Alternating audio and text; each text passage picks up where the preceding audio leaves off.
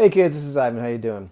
Just the other day, I commented to a group of friends that I was discussing RPGs with about this idea that the only thing that could make my exploration of 5th edition Dungeons and Dragons better is if I had never played Dungeons and Dragons before at all and was completely ignorant of all of the rules.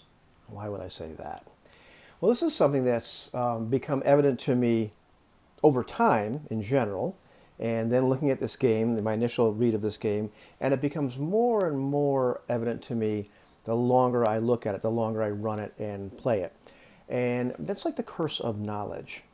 Now, there's some very astute comments on my latest series of videos by people that are able to pick out and say, there's times when I don't necessarily see the DNA of, say, like 3rd edition or 4th edition Dungeons and Dragons in something that 5th edition has, and they're able to say, hey, this is something that they imported and imported poorly, or they edited and edited poorly. And I'm looking at it and it just looks very bizarre, and they're able to point out some things that I just hadn't really noticed. Even my friend Jose, when I was talking to him about disarming, and I said, see if you can see what I see before I make this video. And he answered back to me, well, it could be the old problem. And then he mentioned the idea that it just, nothing happens. And I said, wow, that's really kind of interesting. And it's kind of interesting that essentially, despite some of the comments, they really didn't fix it. In fact, it's a little bit worse than it used to be, according to the comparison with 3rd edition. That's neither here nor there. The point is that I don't necessarily see these things, which is cool. It's limiting on one factor or one side because I don't see where it came from. But it's also cool because I can see the text for what it is. Because very much my intention with exploring this game was to come at it from what is it like from the perspective of a person who picks up these books, opens them up, and reads them, and then tries to play this game. And that's an experience I had years and years and years ago in 1981 when I ran Mold Day Basic. And I'm not going to do an edition war thing. That's not the point. I've picked up other books since then, like things like All for One Regime Diabolique, and read this book, and then asked some questions. We got involved with this game. But what is it like on the first read or the second read? What is it like actually trying to figure out what these rules say? Why they're doing certain things? Finding all the things in the text and what have you. And sometimes there's moments when it's a bit opaque. Why is it opaque? And one of the conclusions I came to a long time ago, as I'm looking at various role-playing games, is after a while we come to the table, whether we're playing a game, reading a game, or writing a game, we come to the table burdened with the curse of knowledge. You can only read your first role-playing game once. And then after that, try as you might, you can try to get rid of as many biases and preferences as you have and not expect something like All for One to be like Mold Day Basic D&D or like Mithras or like Blue Planet or anything else, right? However, I can't unknow what I already know. There's things I look for when I open up a role-playing game because I've played a lot. I've seen a lot of things happen. I kind of know certain types of situations that might happen and what people might try to do. I've seen a bunch of mechanics, so I start noticing things. I start very often understanding things or think I understand things without reading the entirety of the text. And I have to go back and make sure that I read it right. Sometimes I get things right, sometimes I get things wrong. But I've come to reading games burdened with the curse of knowledge. And very often what I've seen is that when games get written, in particular 5th edition Dungeons & Dragons, the more I read it, the game was written with the burden of the curse of knowledge. And what do I mean by that?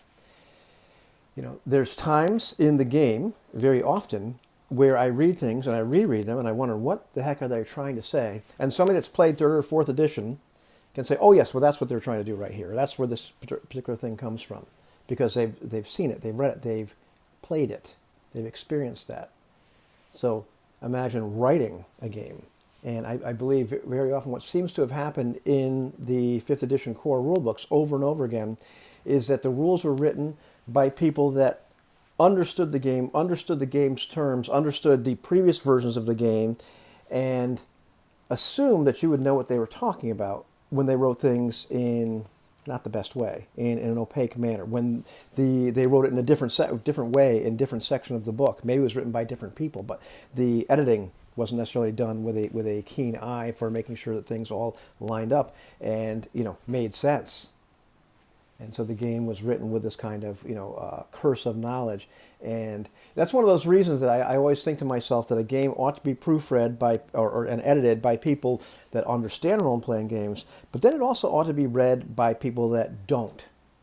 And a person that doesn't understand role-playing games should be able to read the game and figure out what's supposed to happen, what's going on.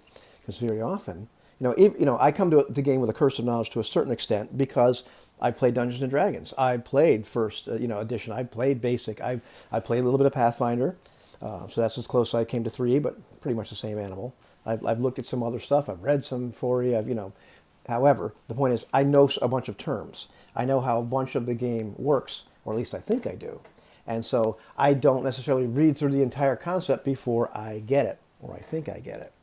So very often, there's parts of this game which may be more opaque than I think they are because I already kind of know some of these things.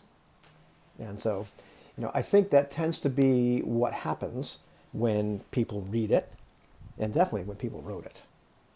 And, that's why, one of the reasons why I'm doing this series is I want to see what is it like to open this book up. And that's why I don't want to go to the internet.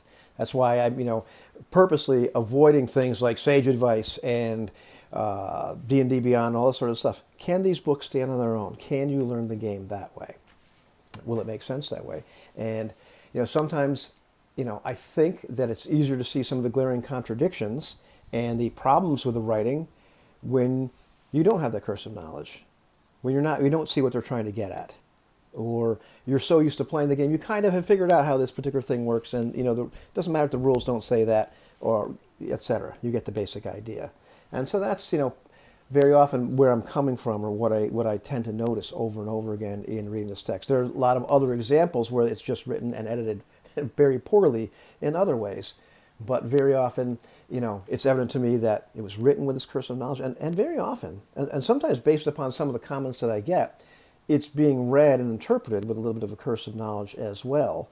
And it's less evident to me or to the new person that's picking up the book what you're supposed to do or what's going on, because it's not always really in the text, it's in your experience. What do you think about that?